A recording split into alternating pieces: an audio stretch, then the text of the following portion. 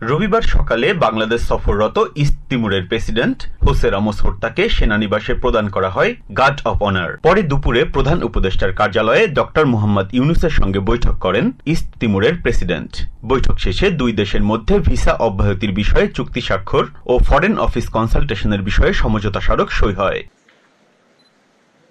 এরপর যৌথ ব্রিফিংয়ে কথা বলেন দুই সরকার প্রধান। এ সময় ডক্টর ইউনুসের ব্যক্তিত্বের প্রশংসা করেন হোসে রামোস হোর্তা। জানান, বাংলাদেশের সঙ্গে অর্থনৈতিক ও বাণিজ্যিক সম্পর্ক আরও জোরদার করতে আগ্রহী তার দেশ।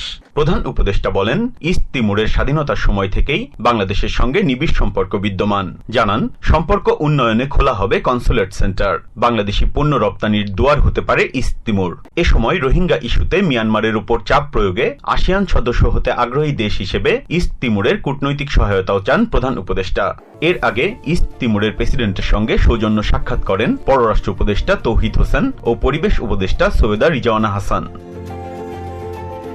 Biprajit Chanda, TVN24 news desk. New York থেকে সম্প্রচারিত TVN24 টেলিভিশন বিশ্বজুড়ে বাঙালির কণ্ঠস্বর।